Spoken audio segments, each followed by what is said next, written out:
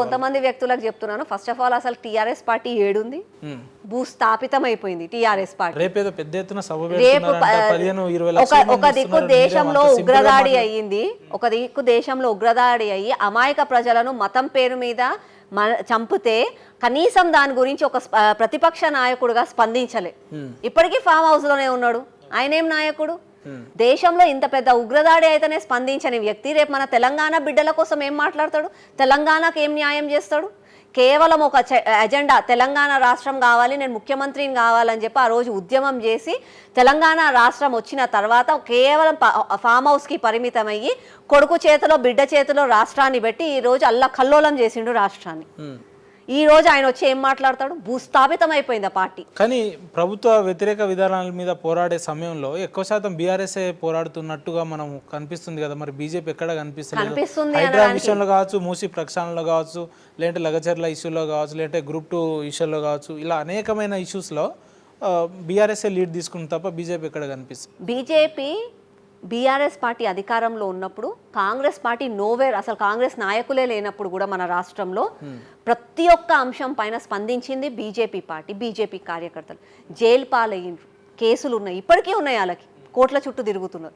అట్లాంటి party BJP party. కానీ మీరు అన్నట్టుగా వాళ్ళే కనిపిస్తున్నారు అనడానికి కారణం ఏంటంటే గత 10 సంవత్సరాలు మన రాష్ట్రంలో ఉండు దండిగా దోచుక తిన్నారు మన ప్రజల సొమ్ముని. ఉన్న సొమ్ము ఖర్చు పెడుతున్నారు, కలర్ఫుల్గా కనిపిస్తున్నారు గంతే. కానీ నిజంగా కూడా ప్రజలలో ఉన్నది. బీజేపీ కార్పొరేటర్లు ఎంతమంది ఉంటారక్క మీ లెక్కన? 25 మంది ఉన్నాం. 25 మందిలో మీరే ఎక్కువగా, అంటే మీ డివిజన్లో ఎక్కువగా స్థానిక సమస్యల మీద మాట్లాడుతున్నట్టు, లేదంటే ఇష్యూ బేస్డ్గా మాట్లాడుతున్నట్టుగా అనిపిస్తారు. మిగతా వాళ్ళు ఎందుకు ఎలివేట్ గారు? మీరు కూడా అదే రకంగా కలర్ఫుల్ నేను కలర్ఫుల్గా ఉంటాను. దాంతోపాటు సోషల్ మీడియా వేదికగా నేను చాలా స్ట్రాంగ్గా ఉంటాను. దానికి తోడు నేను గట్టిగా మాట్లాడతాను. అందరూ పనులు చేస్తారు, పనులు చేసే విధానంలో డిఫరెన్స్ ఉంటుంది. కొంతమంది సౌమ్యంగా పనిచేస్తారు, కొంతమంది నిదానంగా పనిచేస్తారు, కొంతమంది అగ్రెసివ్గా పనిచేస్తారు. నేను గట్టిగా అరుస్తాను కాబట్టి నా శబ్దం ఎక్కువ. మీరు ఎన్నన్నా కూడా, అంటే మీ ప్రశ్న కొంచెం మిమ్మల్ని నొప్పించవచ్చు, అంటే భవిష్యత్తులో బీజేపీ పార్టీ యొక్క తాళాలు మూసేయాల్సిందే, ఆ పార్టీ కాస్త ఇంటికి వెళ్ళిపోవాల్సిందే. ఎందుకనంటే ఆ రాష్ట్ర అధ్యక్షులుగా ఇప్పుడు ఎవరు వస్తారో తెలియదు, ఉన్న వ్యక్తి ఏమో కేంద్రంలో బిజీగా ఉన్నాడని చెప్తారు, లేదంటే సమన్వయ లోపం ఉందని చెప్పి, పరస్పర వాళ్ళకే పడదని చెప్పి, కొత్త పాత ఈ రకంగా అనేకమైన సమస్యలు ఉన్నాయి పార్టీలో.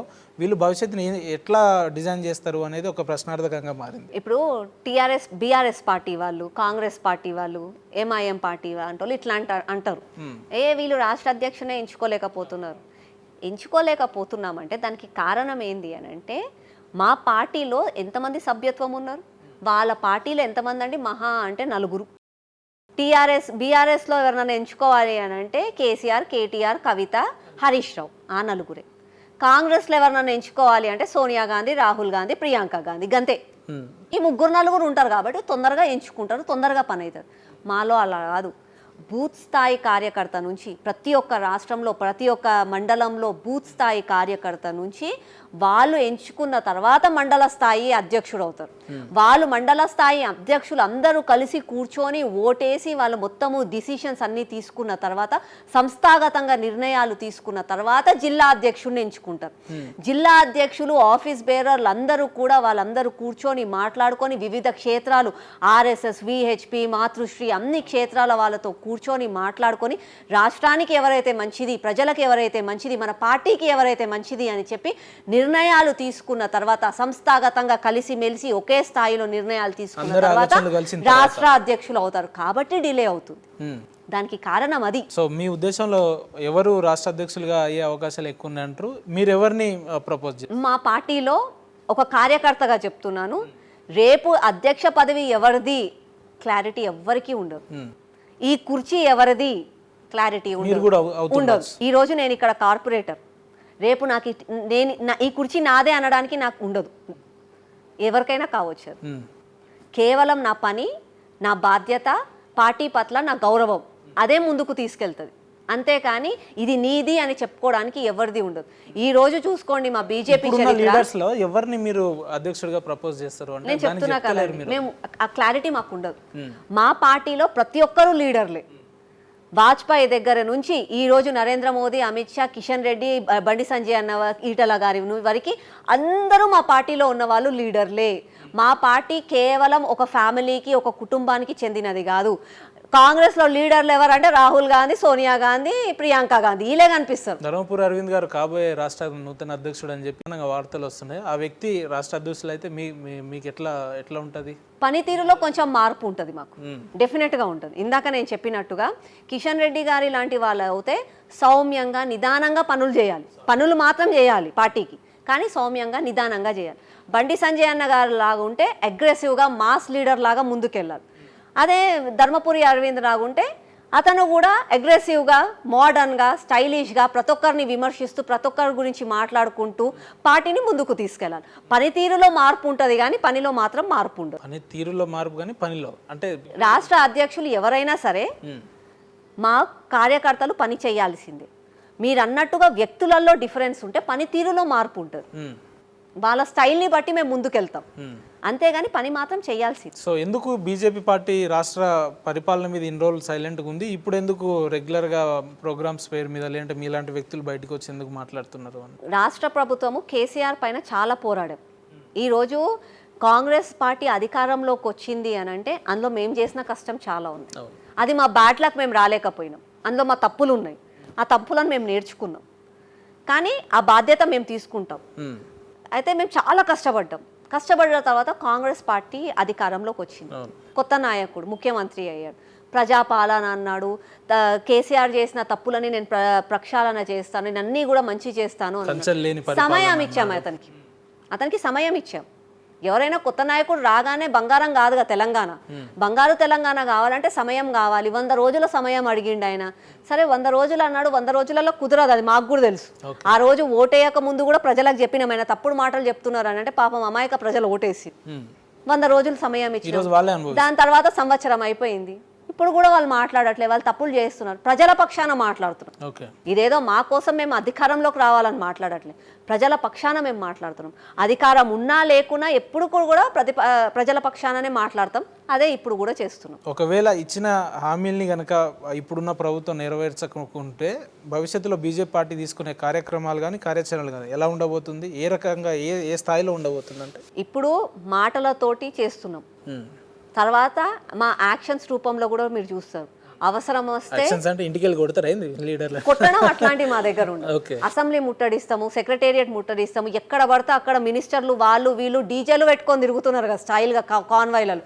ప్రతి ఒక్క కాన్వాయ్ని అడ్డుకుంటాం. ప్రతి ఒక్క లీడర్ని, ప్రతి ఒక్క మంత్రిని, ప్రతి ఒక్క ఎమ్మెల్యేని, ఎంపీలని అందరినీ కూడా నించోబెట్టి ప్రజలకు ఎందుకు అన్యాయం చేస్తున్నారని చెప్పి ప్రతి ఒక్కరిని రోడ్ల పైన ఎండగడతాం.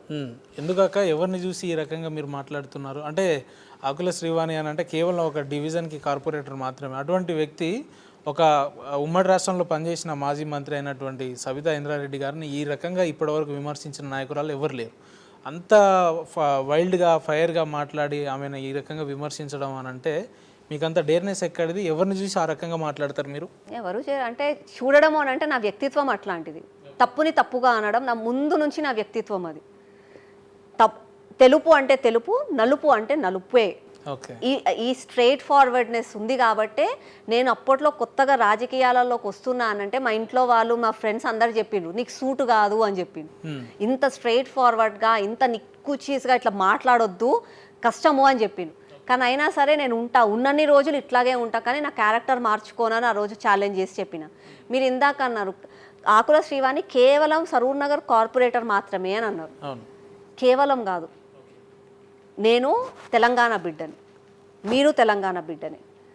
ప్రతి ఒక్కరికి కూడా మాట్లాడే హక్కు ఉంది, ప్రతి ఒక్కరికి కూడా చేసే వాళ్ళని ప్రశ్నించే హక్కు ఉంది, అడగాలి కూడా. అమ్మైనా అడగంది అన్నం పెట్టదు అని అంటారు. నువ్వు అడగకపోతే వాళ్ళు ఎందుకు పెడతారు? నువ్వు 100 రూపాయలు ఇచ్చి నీ ఇంట్లో ఎవరికైనా పనివాడికి ఇచ్చి ఏమన్నా కూరగాయలు తీసుకురా అని అంటే 100 రూపాయల లెక్క అడుగుతాం మనం. టమాటాలు కిలో ఎంత, 100 రూపాయలు ఇస్తే నీకు ఎంత మిగిలింది, మిగతా చిల్లర ఎంత జోబులు వేసుకున్నావు అని అడుగుతాం. మరి నించోబెట్టి అడుగుతాం. అది తత్వం మనం. మళ్ళీ అట్లాంటిది నువ్వు సంవత్సరం నువ్వు ప్రాపర్టీ ట్యాక్స్ కడుతున్నావు, ఇన్కమ్ ట్యాక్స్ కడుతున్నావు, మళ్ళీ నీ డబ్బులు ఎక్కడికి పోతున్నాయి? నువ్వు ఎందుకు అడగొద్దు? నువ్వు ఓటు వేస్తున్నావు, అమూల్యమైన ఓటు అంటాం మనం. అట్లాంటి ఓటు నువ్వు వేస్తున్నప్పుడు నువ్వు ఎందుకు అడగొద్దు? అడగాలి. నేను ఒక కార్పొరేటర్గా నా డివిజన్ సమస్యల కోసం, ప్రజా సమస్యల కోసం అడిగిన. అట్లాగే ఒక బీజేపీ కార్యకర్తగా నా పార్టీని కాపాడుకోవడానికి ప్రతిపక్షాన్ని ఎండగట్టిన. అంటే సామాన్యులకు అన్యాయం జరుగుతుంది అని అంటే మీరు ఎంత దూరం అని వెళ్ళగలుగుతారా? డెఫినెట్గా ఎంత దూరం? ఎంత దూరం? ఇప్పటికీ 14 కేసులు పెట్టిండ్రు నా మీద. ఇంకేముంది, ఇంకెన్ని పెడతారు? నేను ఏ రోజు ఏమీ తప్పు చేయలేదు. నా సొంత లాభాల కోసం అని చెప్పో, నా కోసం అని చెప్పి, నేను ఒక్క రూపాయి కోసం అని చెప్పి నేను ఏ రోజు కూడా పోరాడలేదు. మీరు చూడండి, చాలా మంది లీడర్స్ ఉంటారు, పర్సనల్ అటాకులు చేసుకుంటారు, ఆ స్థలాల కోసం, భూ కబ్జాల కోసం మాట్లాడతారు.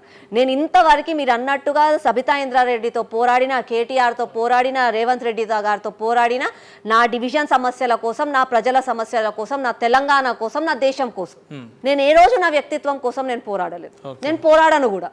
నా వ్యక్తిత్వం కోసం పోరాడే శక్తి నాకు సొంతంగా ఉంది. నాకు అవసరం కూడా లేదు. నేను చేసుకోగలుగుతాను. అది మీరు కార్పొరేటర్ అయిన తర్వాత ఆర్థికంగా కూడా బాగా బలపడ్డారు అని చెప్పి మీ డివిజన్ ప్రజలే మాట్లాడుతారు. సో ఎక్కడ ఆర్థిక వనరులు మీకు ఎట్లా వస్తున్నాయి, ఏ రకంగా సమకూర్చుకుంటున్నారు? ఆ క్లారిటీ నేను ఇస్తాను. నేను కార్పొరేటర్ కాకముందు కూడా నా ఫైనాన్షియల్ స్టేటస్ ఇదే. నేను కార్పొరేటర్ కాకముందు కూడా నా ఇల్లు ఇదే. నా కార్పొరేటర్ కాకముందు కూడా నా కార్లు ఇవే, నా బిజినెస్లు ఇవే. నేను నా లైఫ్ స్టైల్ అదే. అప్పుడు నా హాలిడేస్ మాకు బిజినెస్లు ఉన్నాయి. అప్పుడు కూడా నేను నా హస్బెండ్ కలిసి మాకు ఆదిత్య బిర్లా ఫ్రాంచైజీ ఉండేది. అప్పుడు ఏదే బిజినెస్ ఉందో ఇప్పుడు అదే బిజినెస్ ఉంది మాకు. అప్పుడు ఏ ఇల్లు ఉందో ఇప్పుడు అదే ఇల్లు. రాజకీయాల్లోకి వచ్చి ఒక్క రూపాయి కూడా నేను సంపాదించలేదు. లక్షల కోట్లు ఆ రకంగా ఎదగడం ఏం లేదా? ఎందుకక్క నవ్వుతున్నారు? వేల కోట్లు అంటే రాజకీయాలలోకి వస్తే 1,00,000 కోట్లు 1,000 కోట్లు అవుతాయనంటే, నేను రీసెంట్గా ఏదో మూవీ చూసిన, అందులో ఒక డైలాగ్ గుర్తుకొచ్చింది నాకు. అందులో ఒక అతను వస్తాడు, పరిచయం చేసుకుంటాడు ముఖ్యమంత్రికి, ఎమ్మెల్యేగా గెలిచి. నేను సగం ఆస్తి అమ్ముకున్నాను, ఒకసారి ఎమ్మెల్యే అయ్యాను సార్ అని చెప్పి పరిచయం చేసుకుంటాడు. సో రాజకీయాలలోకి వచ్చి దండిగా సంపాదిస్తారా అని అంటే అది సినిమాల వరకే అని నేను అనుకుంటాను. సంపాదిస్తారేమో, కేసీఆర్ లాంటి వాళ్ళు, కేటీఆర్ లాంటి వాళ్ళు సంపాదిస్తారేమో, కానీ మాలాంటి కార్పొరేటర్లు ఏదో సంపాదిస్తారు. మీలాంటి కార్పొరేటర్ అని మీరు అంటున్నారు. కార్పొరేటర్గా మీ జీవితాన్ని మొదలుపెట్టిన మీరు రేపు పొద్దున ఎమ్మెల్యే స్థాయి వ్యక్తులుగా ఈ ఇంత షార్ట్ పీరియడ్లో ఎట్లా ఎదిగిర్రు అని చెప్పి కూడా ఒక ప్రశ్న వస్తుంది. కార్పొరేటర్గా గెలవడానికి కారణం ప్రజలు ఓటేస్తే గెలిచారు. దానికి నాకు డబ్బు లాభము, డబ్బు బలమో ఏమీ లేదు అందులో. వాళ్ళు ఓటేసి వాళ్ళు ఆశీర్వదిస్తే గెలిచిన తర్వాత వాళ్ళకి తగ్గట్టుగా వాళ్ళు నా మీద ఒక ఆశ పెట్టుకొని నాకు ఓటేశారు కాబట్టి అది నా వృత్తి, అది నా బాధ్యత, నేను పని చేయాలి వాళ్ళకి అని చెప్పి కంటిన్యూస్గా గత 4.5 సంవత్సరాల నుంచి నేను పని చేస్తూనే వచ్చాను. ఈ పని చూసి నచ్చి నా అధిష్టానం, నా పార్టీ అధిష్టానం నాకు మళ్ళా ఇట్లాంటి అమ్మాయి అయితే పార్టీకి మంచిది అని చెప్పి నాకు ఒకవేళ ఎమ్మెల్యే టికెట్ ఇస్తే, ఎమ్మెల్యే టికెట్ ఇచ్చిన తర్వాత కూడా మళ్ళా ఈ ప్రజలు నా పైన నమ్మకంతో నాకు ఓటేస్తేనే నేను ఎమ్మెల్యేగా గెలుస్తాను. ఇప్పుడున్న రాజకీయ పరిస్థితులను బట్టి చూస్తే సామాన్యంగా ఒక సర్పంచ్ స్థాయి వ్యక్తులు గెలవాలంటే లక్షల మోతాదులో ఖర్చు పెట్టే రోజుల్లో, లక్షలు కాదండి కోట్లు. రైట్, కోట్లలో. సరే మీరు చెప్తున్నారు. అటువంటిది రేపు పొద్దున మీరు ఎమ్మెల్యే కావాలి అని అంటే వందల వేల కోట్లు కావాలి. సో ఎక్కడి నుంచి తీసుకొస్తారు, ఏ రకంగా ఖర్చు పెడతారు? మా బీజేపీ పార్టీలో డబ్బులు ఖర్చు తక్కువ. మా బీజేపీ కేవలం సిద్ధాంతాలతోటి ముందుకెళ్తుంది. బీజేపీ పార్టీ కేవలం పైసలనే నమ్ముతుంది. మీరు అన్నట్టు అదే మీరు అన్నట్టుగా ఎగ్జాంపులే చెప్తాను. ఇతర పార్టీ నాయకులకు బీజేపీ కార్యకర్తలకు తేడా, మీరు అన్నట్టుగా కోట్లు ఉండాలి, 1000 ఎకరాలు ఉంటేనే లీడర్లు అవుతారు అని అంటే, ఈరోజు మా నరేంద్ర మోదీ గారు ఛాయ్ అమ్ముకునే అతను ఈరోజు ప్రధానమంత్రి కాకపోతుండే. ఈరోజు మా కిషన్ రెడ్డి గారు ఒక చిన్న ఆఫీస్లో పనిచేసే వ్యక్తి ఈరోజు యూనియన్ మినిస్టర్ కాకపోతుండే. మా బండి సంజయ్ అన్న గారు చిన్న కార్పొరేటర్ కరీంనగర్లో ఒక ఊర్లో, ఆ కార్పొరేటర్ స్థాయి నుంచి ఈరోజు కేంద్ర మంత్రిగా కాకపోతుండే. లక్ష్మణ్ అన్న గారు చిన్న అపార్ట్మెంట్లో ఉంటారు, ఒక డాక్టరేట్ చేసుకొని ఒక నార్మల్ స్టూడెంట్గా ఉన్న వ్యక్తి ఈరోజు ఆయన రాజ్యసభ మెంబర్ కాకపోతుండే. వాళ్ళందరూ ఎట్లయ్యారు? బండి సంజయ్ అన్న చూస్తుంటే ఆ ఉదాహరణ చూస్తుంటే మిమ్మల్ని చూస్తే భయం అవుతుంది. భవిష్యత్తులో మీరు కూడా కేంద్ర స్థాయిలో ఏమైనా వెళ్ళగలుగుతారేమో? మా పార్టీలో ఉంటే సాధ్యం అండి. మీరు ఈ ప్రశ్న నన్ను బీజేపీలో ఉన్నా కాబట్టి మీరు అడగగలిగారు ఈ మాట, మీరు మనస్ఫూర్తిగా మీరు అనగలిగారు. అదే టీఆర్ఎస్ లోనో కాంగ్రెస్ లోనో ఉంటే మీరు అనలేరు. ఎందుకక్క? అదే బీజేపీలో ఉంటే చిన్న కార్యకర్త, ఛాయ్ అమ్ముకునే వ్యక్తి కూడా, ఒక చిన్న ఆఫీస్లో పనిచేసే వ్యక్తి కూడా, బూత్ స్థాయి కార్యకర్త కూడా రేపు ముఖ్యమంత్రి కావచ్చు, ప్రధానమంత్రి కావచ్చు, కేంద్ర మంత్రి కావచ్చు, రాజ్యసభ మెంబర్ కావచ్చు. ఆ ఆశ ఉంటుంది, ఆ నమ్మకం ఉంటుంది బీజేపీ పార్టీలో. అదే కాంగ్రెస్ ఏడైతారా నేను నలుగురు ఐదుగురే ఆ కుటుంబాలే అవుతారు ఆ కుటుంబస్తులు. మీ రాజకీయంలో ఎప్పుడైనా అనిపించింది దాకా అనేకమైన అంశాలని దృష్టిలో పెట్టుకుని అరే ఎందుకు ఈ రాజకీయాలు అనవసరంగా చికాకు ఇబ్బందులు ఏంది ఇది అనవసరంగా మన ఏదో వ్యాపారాలు చూసుకుంటే అయిపోవు కదా అనే రకమైన పరిస్థితులు ఎప్పుడైనా అనిపించింది వచ్చిన కొత్తలోనే అనిపించింది. ఇప్పుడు నా దురదృష్టం ఏంటంటే నా సొంత పార్టీలోనే అనిపించింది. ఓకే, నా సొంత పార్టీ వ్యక్తులే నాకు వ్యతిరేకంగా మాట్లాడడము, నన్ను ఏమంటారు ప్రతి ఒక్క దాంట్లో నేను అడిగేసి ముందుకెళ్తుంటే నాకు వ్యతిరేకం చేయడము, అవన్నీ చూసి అనిపించింది. ఒక మూమెంట్లో ఏడ్చినా కూడా ఇది అవసరమా, నా కుటుంబంని వదులుకొని నా లైఫ్ స్టైల్ వదులుకొని నా ఇంత ఈజీ లైఫ్ని వదులుకొని ఇక్కడికి వచ్చి మొహం తెలవనోడు ముక్కు తెలవనోడు నన్ను మాటలు మాట్లాడుతుంటే నేను వినాల్సి వస్తుంది, ఎందుకు నాకు ఇదంతా అనిపించింది. తర్వాత ఆలోచిస్తే అనిపించింది మా ఇంట్లో పెద్దలు వాళ్ళందరూ చెప్పిండ్రు, ఇప్పుడు నువ్వు వెనకడిగి వేసినావు అని అంటే నీ కోటేసిన ప్రజలకు నువ్వు మోసం చేసినట్టే, నీకు టికెట్ ఇచ్చిన నీ అధిష్టానానికి నువ్వు మోసం చేసినట్టే, నీ పైన ఒక నమ్మకంతోనే వాళ్ళు అది చేసిండ్రు. నువ్వు ఇంత పిరికిగా ఉంటే నిన్నెందుకు వాళ్ళు టికెట్ ఇచ్చినామని అనుకుంటారు, నీకెందుకు ఓటేసినామని చెప్పి ప్రజలు అనుకుంటారు, వచ్చిన అవకాశాన్ని వదులుకోవద్దు అని అన్నారు. సరే నా వెనకాల నా కుటుంబమే ఉంది కదా, నా భర్త ఉన్నాడు, నా కొడుకున్నాడు, నా కుటుంబం ఉంది. ఏంటి మీ భర్త గారి యొక్క గొప్పతనం మీ మాటలు చెప్పాలంటే ఏం చెప్తారు? నేను ఇవాళ ఇట్లా గట్టిగా మాట్లాడుతున్నానంటే దానికి కారణం నా భర్త. నేను టు బి వెరీ ఫ్రాంక్, నేను ఓపెన్గా మీతో చెప్తున్నాను, నేను జనరల్గా నేను చాలా క్వాయట్గా ఉంటా, నా లైఫ్ ఏదో నేను చేసుకొని వెళ్ళిపోతా, హాయ్ బాయ్ వరకే నా స్టాండర్డ్. అట్లాంటిది ఇంత గట్టిగా మాట్లాడగలుగుతున్నాను, ఇంత పోరాడుతున్నాను అని అంటే నాలో ఉన్న నిజాన్ని తను గుర్తించాడు. ఆ గుర్తించి నాకు చెప్పాడు నువ్వు చేయగలుగుతావు అని చెప్పి నన్ను ప్రోత్సహించిన దానికి తను వెనకాల ఉన్నాడు నా అండగా అన్న ఒక ధైర్యంతో ముందుకు సాగగలుగుతాను. యాజ్ ఏ పొలిటికల్ ఉమెన్గా బీజేపీ లీడర్గా ఇన్నేళ్ళు పార్టీ లక్ష్యాలని మీ భుజాల మీద మోస్తున్నటువంటి వ్యక్తిగా పార్టీ యొక్క బీజేపీ యొక్క గొప్పతనం ఏంటి అని అంటే మీ మాటలు ఏం చెప్తారు మీరు? మా బీజేపీ పార్టీ అంటే నాకు ఒక గొప్పగా ప్రౌడ్గా ఎందుకు అనిపిస్తుంది అంటే సిద్ధాంతాలతో కూడిన పార్టీ. ఆ సిద్ధాంతాలతో కూడిన పార్టీ ఇన్ని సంవత్సరాల వరకు కూడా ఇప్పటికీ కూడా అదే సిద్ధాంతం కోసం పోరాడుతున్నారు. కేవలం దేశం ధర్మం. మీరు కావాలంటే కొన్ని చూసుకోండి, కొన్ని పార్టీస్ ఇప్పుడు సిపిఐ సిపిఎం ఉంది. ఒకప్పుడు దొరపాలన వద్దు, దొరల కింద మనం బతకొద్దు, మన భూమి మనకే కావాలి అని అన్నారు. కానీ ఈ రోజు ఎక్కడ పోయింది కమ్యూనిజం? ఇప్పటికా దొరల పాలనలో వాళ్ళే ఉన్నారు. మళ్ళా మొన్నటి వరకు కేసీఆర్ దొర కిందనే ఉన్నారు, ఇప్పుడు రేవంత్ రెడ్డి దొర కిందనే ఉన్నారు వాళ్ళు. అంటే వాళ్ళ ఎజెండా వాళ్ళు మర్చిపోయిండ్రు. అదే ఇప్పుడు కాంగ్రెస్, అప్పుడు స్వాతంత్రం కోసం వచ్చినాం, స్వాతంత్రం తర్వాత గరీబీ హటావో అన్న నినాదంతో ఉన్నారు. ఏం చేసిండ్రు గరీబీ హటావో కోసం? అయిపోయింది, డైల్యూట్ అయిపోయింది. కేవలం కుర్చీ కావాలి, కేవలం అధికారం కావాలి అని ఉంది.